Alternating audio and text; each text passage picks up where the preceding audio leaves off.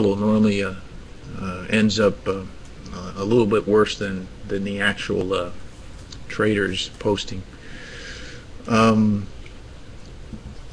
But you know, again, the concept is that there are good days and there are bad days, and the thing is to manage your bad days. It's just part of the business, you know. That's just part of it. But sometimes, you know, the setups aren't there, and I just normally rather pass up on them. And I think yesterday was that kind of day. Today, we're going to get similar setups here, especially with non-farm payroll. I can tell you the market is all over the place with this one. The market is begging for better numbers. Non-farm payroll is expected to come out at negative 173. Anything less than 173, the market's definitely going to take it as a very good sign. Anything that would be close to negative 100,000, the market will probably, I would say, it's going to be a knee-jerk reaction, but we might see an initial sell-off, and then the market will reverse and come back and buy, or it could be the other way around. What's going to happen here is that number is going to be important, but the number that really is going to be looked at is the unemployment rate. For a while now, the Fed has been trying to kind of position everyone to understand that, you know, we would see the 10% and above unemployment rate. We haven't seen it now for several months. They're expecting a 9.9 unemployment rate to come out. If that number comes out about that area, 9.9, anywhere abouts, I think we will probably see a Dow continuation to the upside, which means that would put more pressure on the dollar and probably the yens, and we probably would see more of these currencies running.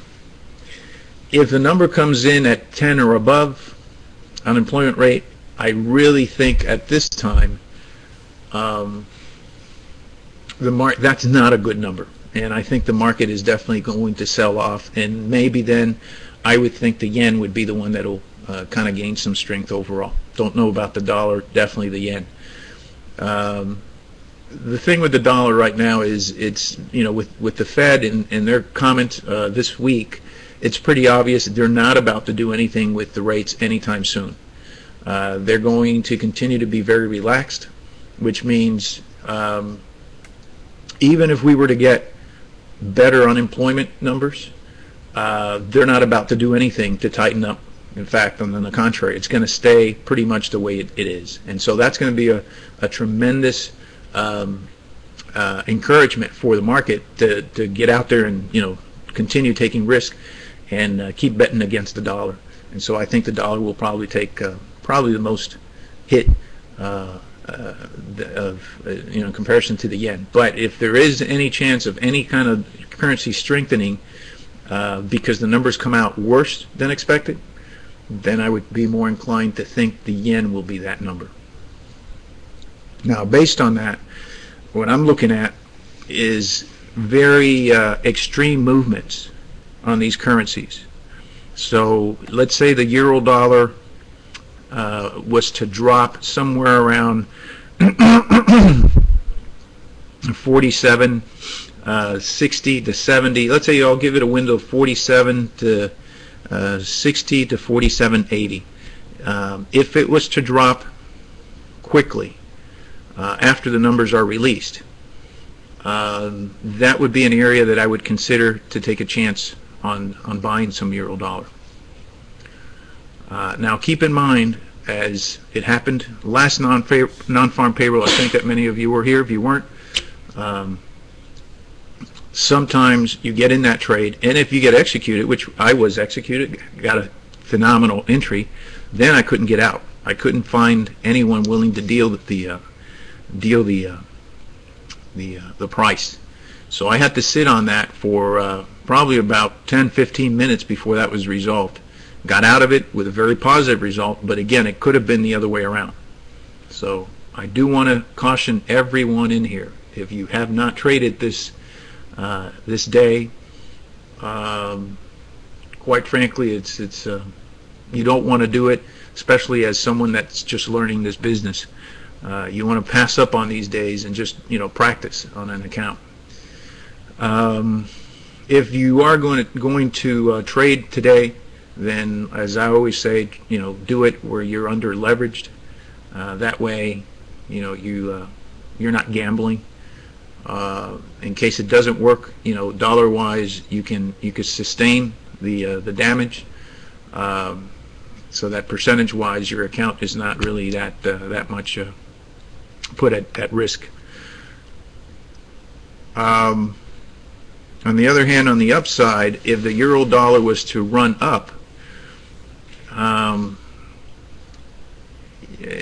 probably I don't really see anything immediately unless we get up to the 5,000. There's a level there at 5,000, and then there's another one at 50 or so. But I would be more inclined to buy euro-dollar, since I believe, you know, still the dollar is going to be beaten up for a while, and I think we'll get probably better opportunities on a bounce if that was to happen. Euro yen would be another one that we could consider, since the yens also could be the ones that benefit from this. So we'll look at euro yen also at a dip down to around 133.30 to about 132.80. Those would be, that's a little bit of a bigger window of trying to buy into the euro yen if it was to dip right after the numbers into that area. Otherwise, to the upside, you know, if the market likes these numbers, then we'll probably see a significant sell-off. I think the sell-off might be greater in the dollar than the yens, but, you know, who knows? But you know, if it goes up to about 130, what do we have? About 135.70 to 136.00. Those are levels that we would look to do something with, to sell some euro yen, and then it could go up as high as 136.70. So write those numbers down, keep them close to you, and again, I won't have much time to say a whole lot when these things are happening. So you know, use it as a good morning. Use it as a educational, like always, moment.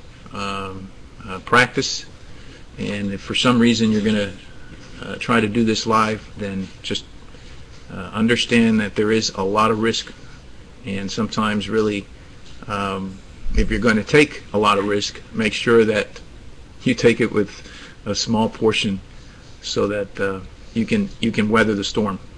Okay? Any questions? Preguntas?